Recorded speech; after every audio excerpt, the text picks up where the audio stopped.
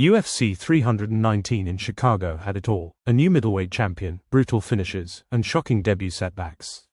While Khamzat Chimaev stole the spotlight in the main event by dethroning Dricus du Plessis, the co-headliner delivered one of the night's most talked-about moments: Lerone Murphy's devastating knockout of Aaron Pico. Pico, the former Bellator standout, was immediately thrown into the deep end on his UFC debut, facing undefeated 17-0 Murphy. The fight ended in brutal fashion when Murphy landed a precise spinning back elbow, mirroring the same technique Carlos Prates had used to knock out Jeff Neal earlier in the card.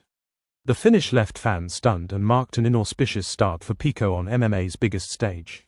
But some former fighters believe Pico's punishment might not have been an accident. Ex-UFC heavyweight Zach Pauger suggested there could be a method behind these brutal debut matchups, pointing to a pattern in how the UFC handles incoming talent from other promotions.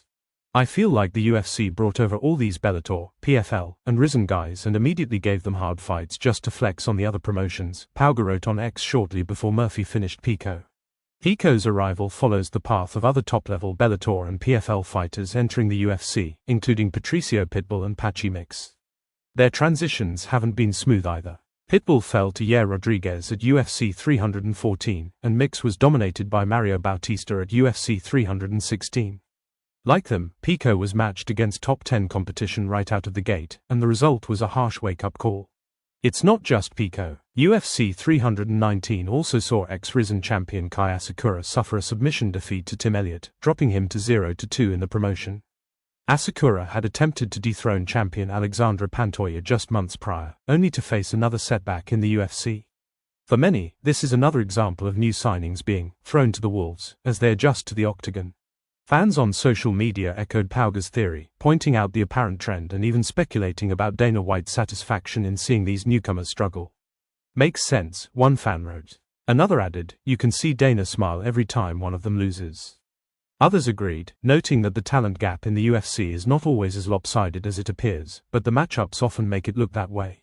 Whether it's a deliberate strategy or just the reality of jumping to MMA's top stage, one thing is clear: the UFC doesn't make it easy for new arrivals. From Bellator to PFL to Risen, fighters are expected to prove themselves immediately against elite competition. And for Aaron Pico, that meant facing one of the toughest debut tests imaginable, and paying the price. UFC 319 will be remembered not just for Chimaev's championship performance, but for a card that showcased the unforgiving nature of the UFC for newcomers. For some, it's brutal; for others, it's proof that in the octagon, there are no handouts, only challenges, tests, and the occasional shocking finish that leaves fans talking for weeks.